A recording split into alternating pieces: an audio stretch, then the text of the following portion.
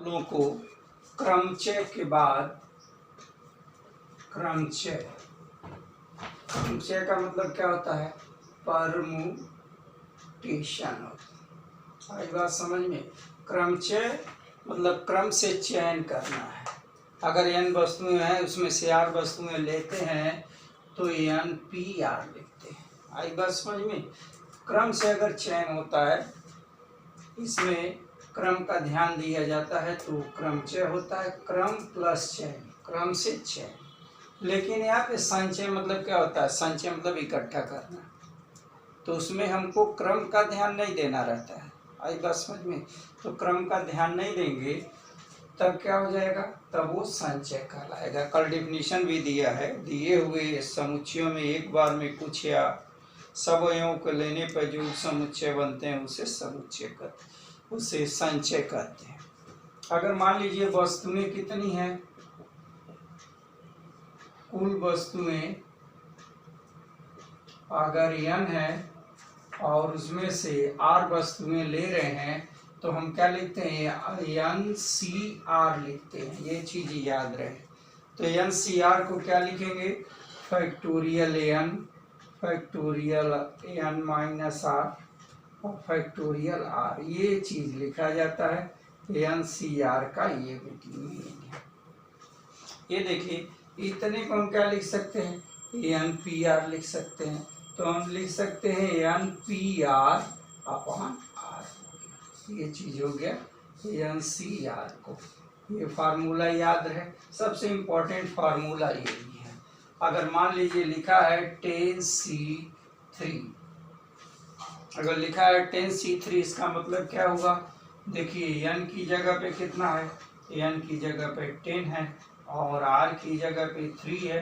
तो यहाँ देखिए इस फार्मूले में रख दें तो फैक्टोरियल 10 अपॉन फैक्टोरियल r की जगह पे क्या है? 3 और फैक्टोरियल 10 माइनस 3 हो गया। तो इसको आगे बढ़ाएंगे, फैक्टोरियल 10 अपॉन फैक्टोरियल 3 और यहाँ बचेगा फैक्टोरियल 7 इक्वल टू, अब इसको ओपन करें तो लिखेंगे 10 9 8 फैक्टोरियल 7 अपॉन 3 को क्या लिखते हैं? 3 2 1 इंटू फैक्टोरियल 7। फैक्टोरियल 7 से 7 कट गया। यहाँ देखिए 3 से ये 3 कट जाए, 9 कट जाएगा, 3 होगा और इसको काट देंगे तो ये 4 होगा। ठीक है, तो 4 तिहाई 12 गुणे 10, 12 गुणे 10 इक्वल टू कितना हुआ? 120 आंसर हो गया। समझ में बात आ गई। तो n वस्तुओं में से हम r वस्तुएं ले रहे हैं, अगर हम क्रम का ध्यान नहीं करेंगे तो वो क्या कहलाएगा? संचय कहलाएगा। आज बात समझ में। तो ये संचय की परिभाषा है।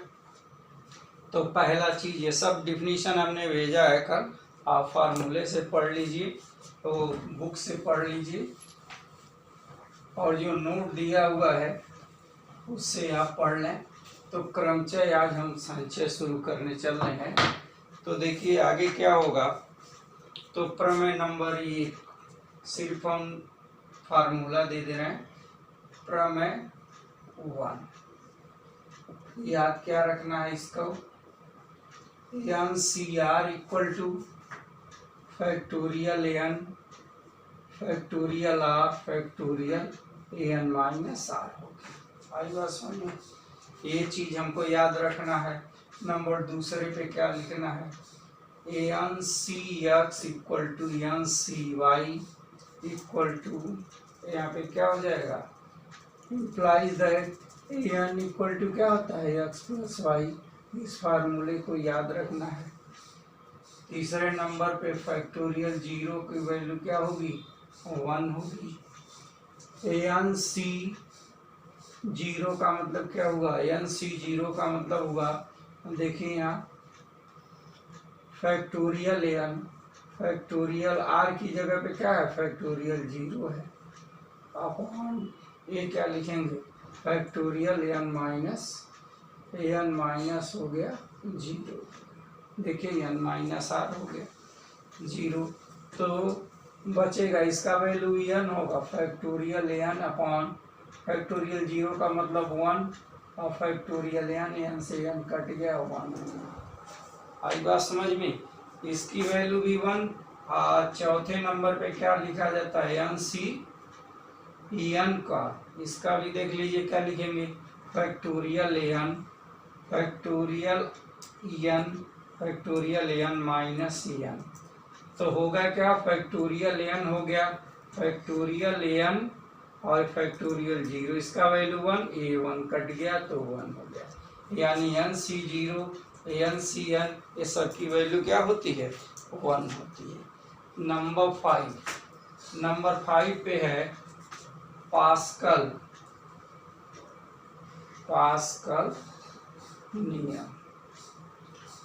ये देखिए पास्कल नियम में क्या लिखा है? N c r plus n c r minus 1 equal to n plus 1 c r. ये देखिए ये पास्कल रूल है, इसको याद रखना बहुत जरूरी है।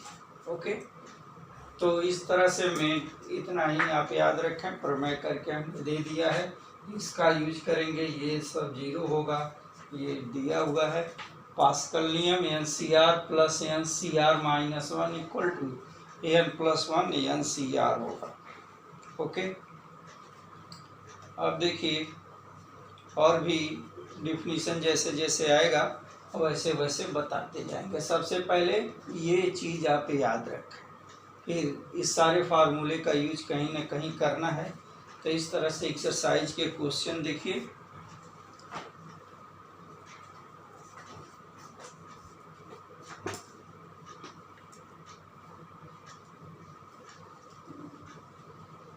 यह है, इस पर एक्सरसाइज है 7.4।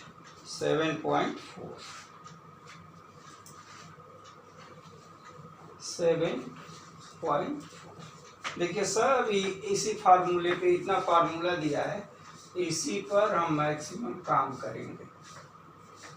एक्सरसाइज 7.4 ये है एक्सरसाइज। क्वेश्चन नंबर फर्स्ट लिखा है, यदि NC8 इक्वल टू NC2 तो NC2 ज्ञात कीजिए। आई बात समझ में? सॉल्यूशन। ये देखिए ये क्या लिखा है? यहाँ पे लिखा है NC8 इक्वल टू NC2। आप देखिए ये थियरम देखिए, ये क्या लिखा है? NCX NCY equal to NX plus y। तो n की जगह पे तो n है ही है, x की जगह पे क्या है? 8 है, और y की जगह पे है 2। ठीक है, तो n इक्वल टू क्या हुआ? x प्लस y होता है, तो हो गया 8 प्लस 2 इक्वल टू 10। देखिए n का मान 10 निकल गया। अब हमको वैल्यू किसका निकालना है? NC2 की वैल्यू निकालना है। तो हो गया 10C2 यानी फैक्टोरियल 10 अपॉन फैक्टोरियल 2 और फैक्टोरियल 10 माइनस 2। 10 माइनस 2 ये पूरा फैक्टोरियल लगा देंगे, यहाँ तक होगा ये। तो सॉल्व करें इसको। 10 इंटू 9 और फैक्टोरियल 8 होगा अपॉन 2 इंटू 1 फैक्टोरियल 2। ये देखिए 10 में से 2 घटाएंगे फैक्टोरियल 8 होगा। ये देखो एक कट गया और 2 से काट दोगे 5 होगा, और 9 5 या 45, इसका आंसर हो गया 45। देखिए इसी फार्मूले को जैसे जैसे क्वेश्चन आप देखेंगे उसी तरह से हम इसको क्या करेंगे? इसको सॉल्व करने की कोशिश करेंगे। ठीक है, और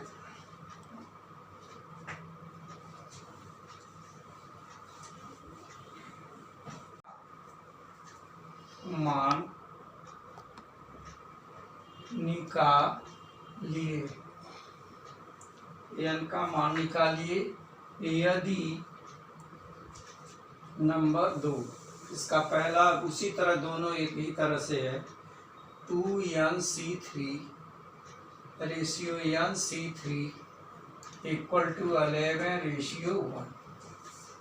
ठीक है, अब देखें इसको कैसे हम करेंगे।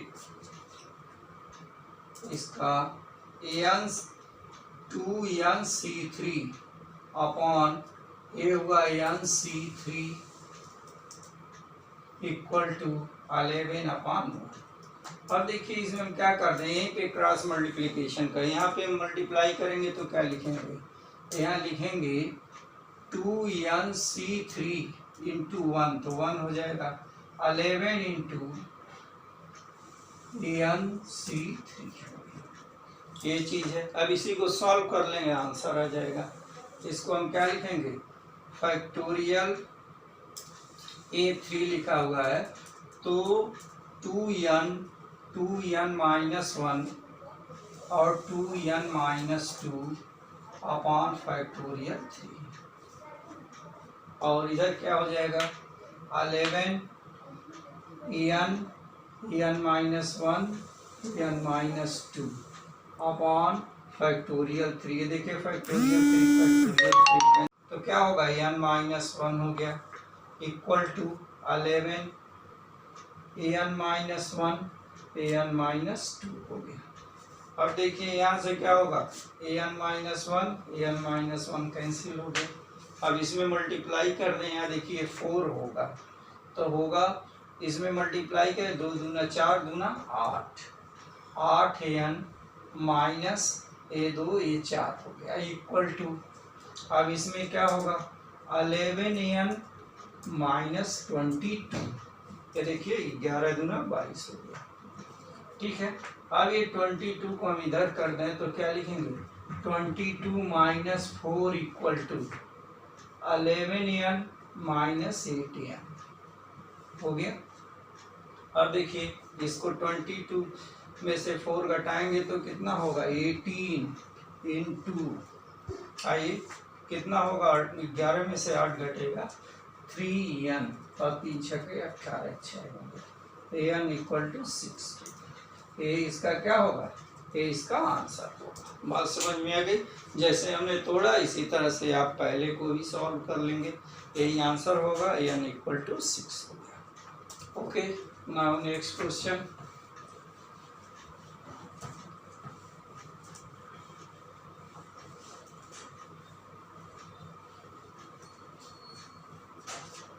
देखिए क्वेश्चन, अगला क्वेश्चन जो दिया हुआ है तो क्वेश्चन नंबर 3 दिया हुआ है। क्वेश्चन नंबर 3 दिया हुआ है, 3 में कह रहा है एक वृत्त पे स्थित ये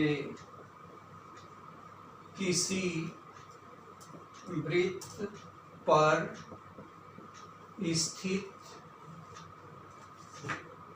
21 बिंदुओं से होकर जाने वाली कितनी जीवाएं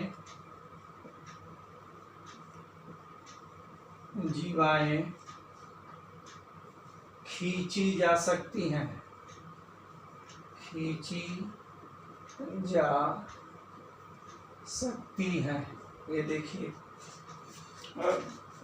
यह देखिए सॉल्यूशन इसका देखें क्या लिखा हुआ है। एक वृत्त पर, ये किसी वृत्त पर, ये देखिए एक वृत्त है, इस पे कितने पॉइंट हैं 21 पॉइंट्स दिए हुए हैं, इस तरह से पॉइंट दिए। इसमें कितनी जीवाएं खींची जा सकती हैं। आप जानते हैं जीवा क्या होती है, किसी भी दो बिंदु को मिलाने पर एक जीवा बनती है। आई बात समझ में। तो कुल बिंदु कितना है, कुल बिंदु 21 है और किन्हीं दो बिंदुओं से मिलाने पर एक जीवा होगा। तो क्या हो जाएगा, यहाँ n की वैल्यू कितना है 21 है और r की वैल्यू 2 है, 21 C2 है। लिखेंगे वृत्त पर 21 बिंदु हैं, किसी भी दो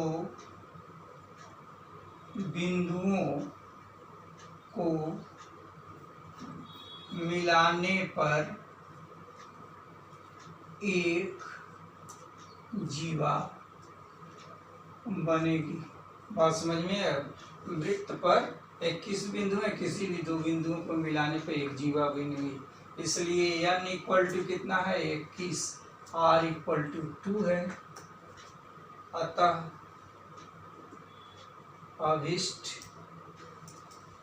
जीवाओं की संख्या इक्वल टू कितना होगा 21C2।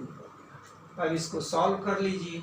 21C2 को हम क्या लिखेंगे factorial 21 upon factorial 2 factorial 21 minus 2 equal to कितना होगा 21 20 और ये हुआ 19 फैक्टोरियल 2 इंटू 1। और देखिए 21 में से 2 घटाएंगे तो क्या बचता है एक 19 बचता है। फैक्टोरियल 19 ये 19 से कट गया और 2 से काट देंगे ये 10 होगा। तो कितना हो गया जीवाओं की संख्या 21 गुणे 10 इक्वल टू 210। समझ में बात आ गई। तो कितनी जीवाओं की संख्या होगी 210 होगी। इसी तरह से अगला क्वेश्चन भी है। ठीक है, अब आप करें इसको आगे क्वेश्चन करें, जो चीज़ समझ में नहीं आती है आप पूछिए।